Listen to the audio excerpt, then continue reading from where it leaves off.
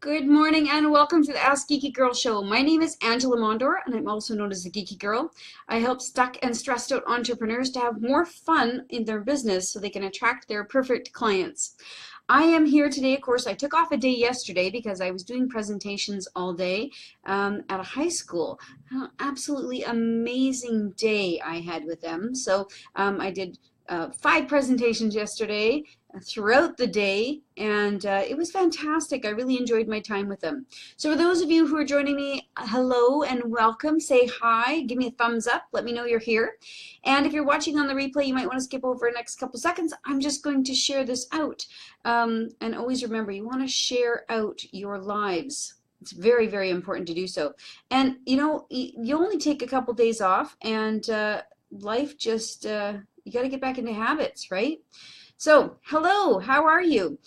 Today we are going to be talking about hiring a WordPress designer. So, last week we talked about how important it is to you, about your website. Good morning, Lynn. Nice to have you here. That's good. So you're going to be keeping me on track with all these things. Last week we talked about your website and the important pieces of your website and what you wanted to put together for that. And today we're going to be talking about hiring a designer. So you may not want to do this yourself. And chances are, once you get to a certain point in your business, you're going to want to hire somebody to do this for you. Your brand standards need to come through, and a designer, a professional designer is somebody that's going to help you do that.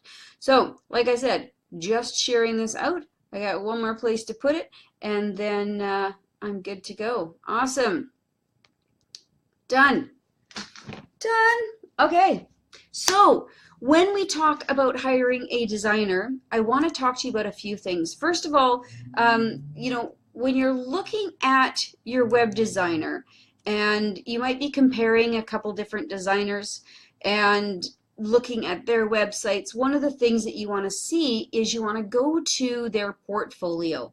So the web designer should have a portfolio for you to go to. Some of those will be linked to the websites that are live and available for you to go check out, the websites that are functioning at the moment. And you want to be looking at the designer's work. Do you like the work of that designer? Do they offer the types of websites that are using the functionality that you're looking for? What are they doing? So that looking at their portfolio is really important, and every designer should have a portfolio. If they don't have a portfolio, ask a lot more questions. Why don't you have a portfolio? Most of them will have them right there on the website for you to look at. Money's the most important thing. Just kidding. Yeah, I don't even talk about money. I'm not even going to talk about money. Budgets are your budgets. They are what they are. There's so many more things that you need to be considering before thinking about money. So the next thing I want you to ask them is I want you to talk about your domain and your hosting.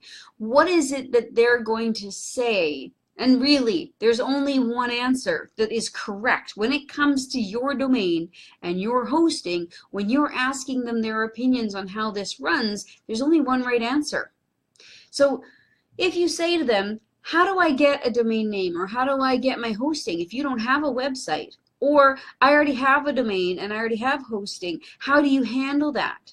Their only right answer is that you're going to be responsible for your domain and your hosting. No, not no money, Lynn. It's that you have a budget already. You have an idea of how much you're going to spend. Each designer is going to tell you how much it's going to cost. And you have to make a decision based on your budget as well as what you want for your functionality. And also, you want to look at all of these things I'm going to tell you to go through. So you're going to have to make the right decision for you. Okay, so if they say, hey, no problem, you know what, I will look after all of that for you. I'll get your domain, I'll get your hosting, I'll put together your website for you. There's going to be absolutely no problem. I'm just going to roll it all into one bill and send it to you. That's not okay. That's wrong. That's the wrong answer. So when that happens, Or if it happens when you're talking to them, you can say to them, I don't feel comfortable doing that. I want to make sure that my hosting and my domain is something that I pay for. Can you help me set that up? Now, they should be able to help you set that up yourself, or help you to set that up so that it's in your name. That's really important. If they say that they're not willing to or not able to do that, and the only way they want to do business with you is if they buy your domain and your hosting, then they are not the right web designer for you, regardless of how nice their portfolios, regardless of how they answer all the rest of the questions. That is a deal breaker. Okay, so you definitely want to run on that one. Now, there's a chance that they're going to help you with graphics. Definitely they're going to do the design for you. But when it comes to the graphics or the images that are used on your website, who has the rights to those once everything is over? You want to make sure that after your entire site is built, and the designer hands over the information to you, even maybe they've designed your logo for you, because some web designers will do that, make sure that you have the rights to reproduce the images that they've used on your website, on your business cards and your banners and anywhere else that you need to have your branding standards. Okay? If you can only use it on your website, it's not good enough, because then what do you put on your business cards? Your business cards, your social media platforms, your website, all of these things need to be all a part of the same branding standards. Okay, so coming to branding standards, you want to think about this. It's important. If you don't have branding standards already, then you want to create branding standards for your company. Now, your web designer may or may not have the skills to do that, but you can ask them, is that something that they provide? Is that something that they can help you with? If they can't, do they know somebody who can do that? Do your branding standards before you do your website, because that's all going to tie back. It all needs to be exactly the same. Okay, those branding standards are really, really important. You want to make sure that that is looked after. There's nothing worse than watching somebody spend money to put through a website, put it all together, and then going back and going, oh, wait a second, now I'm going to do branding. You go do branding, and now you got to redo your website. If you don't have branding, you're going to need them. Exactly. So start with your branding. Get your branding sorted out so that you know what colors, fonts, imagery, what does that look and feel like, and it's going to be a way easier conversation to have with your web designer, right, Lynn? So you want to do that. Now, I have a few really cool and interesting things leading up to asking some questions. So this next question, this is actually one of my biggest pet peeves when it comes to web designers, and I know it's a big pet peeve for Lynn as well. There are so many people out there who are creating customized websites for people, but what they're doing is they're going and buying a theme that is a customizable theme from like ThemeForest or something, and then they change a few colors and they move a few things around, and then they sell it as a customized theme for you. And that is so douchey. It is such a horrible thing that people are doing. They're charging you tons of money for this, and it's just crap. So the question you want to ask when you are talking to a potential web designer is, you want to say, do you work in child themes? Even if you really don't understand child themes, you don't need to.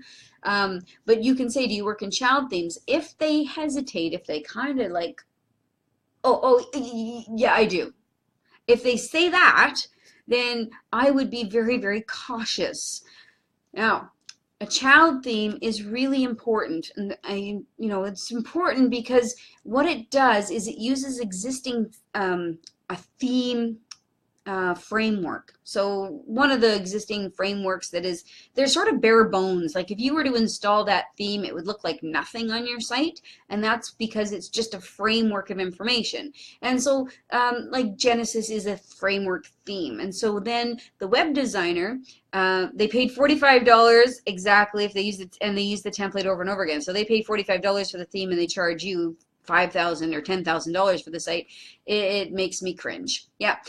So the child theme will use that existing framework, and then So they have the framework, but then they create the child theme. The child theme is where all of the edits and customization to the framework happens. So they're in two separate places. Okay, it makes a skin. Okay, very good. So thank you. The child theme makes a skin to go over top of this framework. Thank you, Lynn.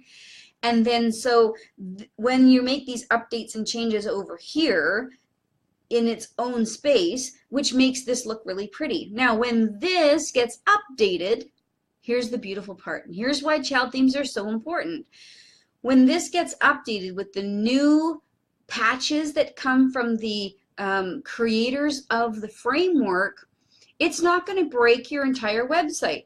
Too many times have I seen people buy a full theme forest theme and then they change it, but then they go in and they change the actual theme, and then as soon as it updates, because you have to remember, we talked last week about how important it is to update your site, so you go in and you update this theme, and then your whole website's broken. All your customizations either gone or broken, and then that's just a big pain and a hassle. So you don't ever want to work in under those circumstances. You want to work with somebody who understands how to create that child theme and how to use the framework in order to support that child theme that is working on your website. So that's really important. There's, don't get sold a theme forest theme and spend thousands of dollars on something that they didn't actually customize.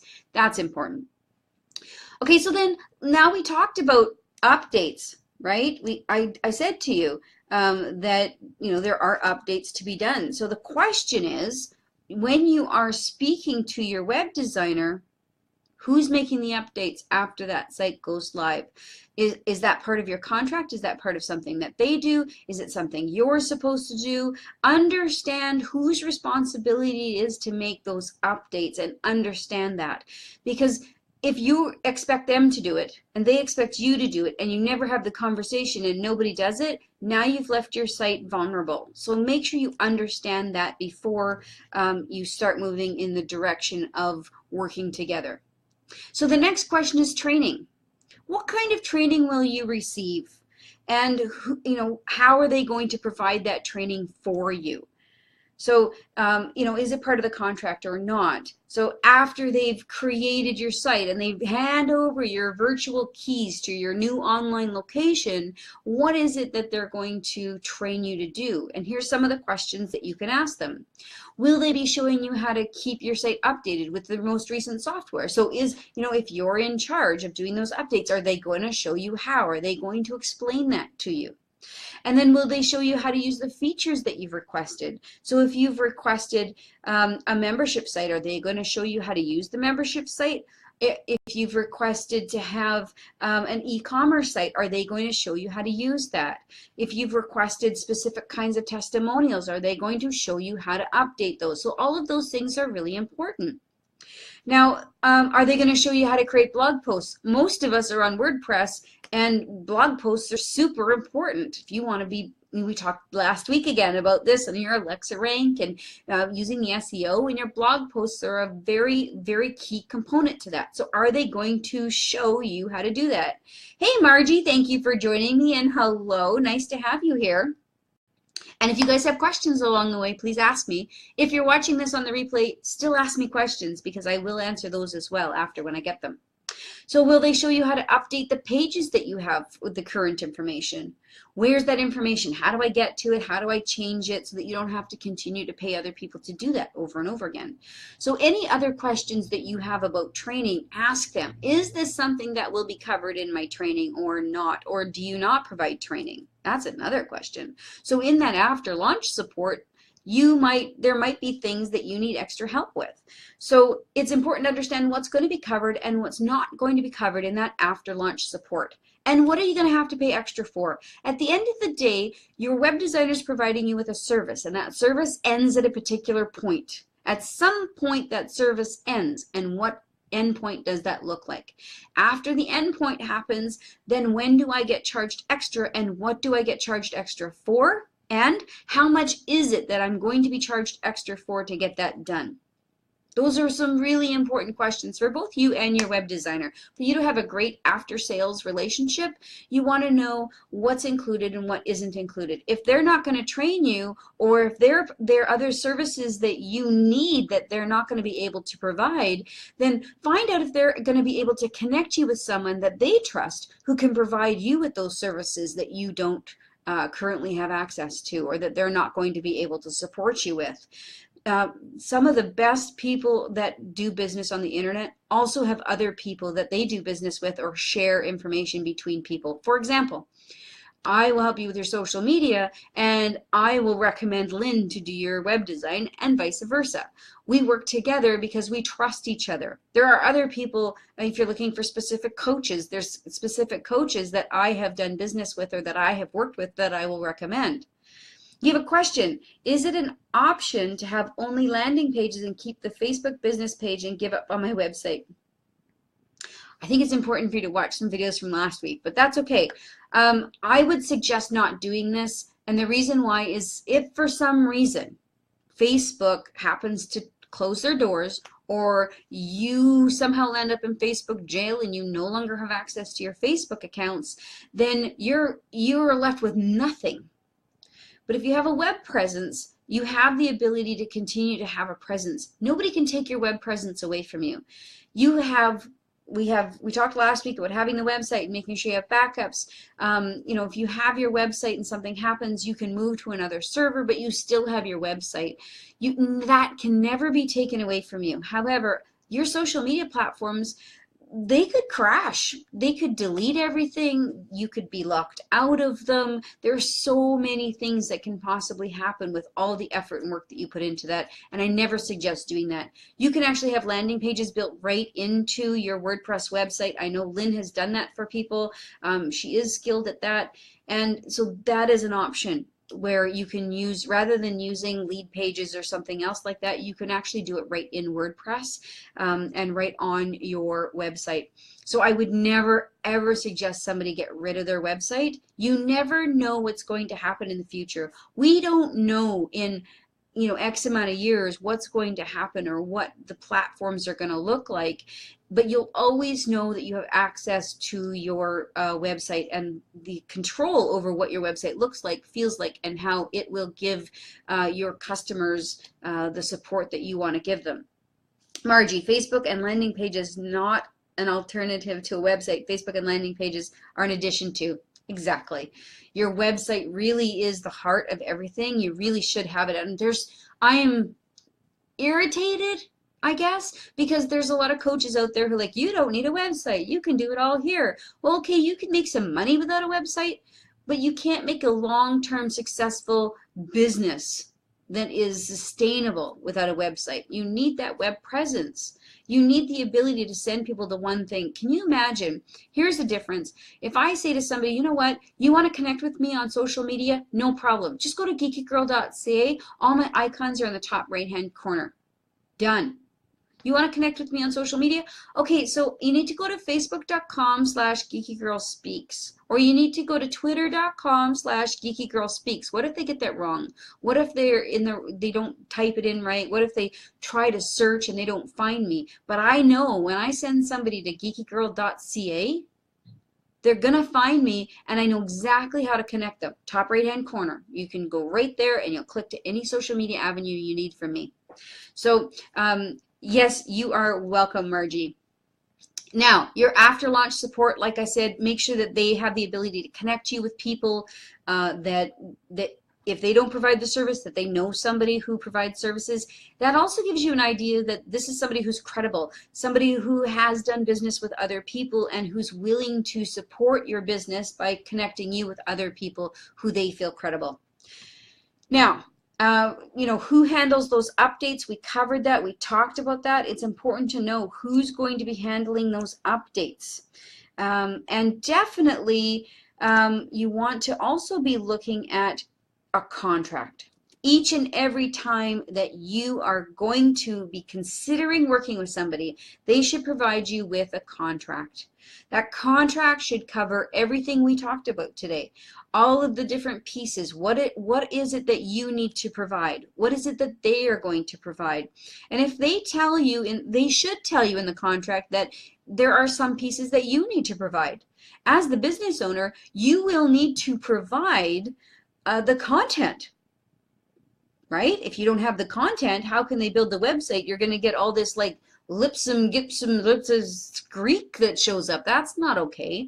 So you're going to be responsible for the content. And what does that look like from the web designer's perspective? How do they want you to give them that content? And, at what point will your progress be stalled if you don't provide that content to them? So understand these things. The contract should be clear with all of these things. Any of the other information or questions that you guys have had between each other, your terms of service, very important. All of that needs to be in your contract. So all of the questions we talked about should be listed there, and anything that you specifically agreed on during your conversation, that all needs to be provided in the contract. Be comfortable with the contract, and don't sign it until you're ready. But if you have extra questions, if they've left something out, maybe they've left something out by accident, you can say, hey, what about this? They should be okay to just add that. If that's something that you guys have agreed on over the phone, then they should be able to add that to the contract before you continue working. So those are the ways that you will be able to look for an amazing designer. And like I said, for me, I work with Lynn. I know she's solid. I know everything she builds is great. I know she works in child themes solely. She doesn't do anything else. She certainly doesn't buy themes from Theme Forest. And a scope of work, yes. So the scope of work as well is important for making sure that you understand what is going to be happening during the creation process of your website. So, ask those questions, understand what you're getting into, and before you sign that contract and before you start paying for it, make sure you're comfortable with what's covered, what isn't covered, and you understand who's going to help you to manage your own site once you're done. I hope you guys had a great time today, that you learned something, that you enjoyed this information, and you can also share this out and let other people know how to hire a great web designer. So thank you so much. I'll talk to you tomorrow morning at 9 a.m. Central Standard Time, and we are going to be talking about your brand in your website. Okay? So have a great day, and we'll see you tomorrow morning. Bye now.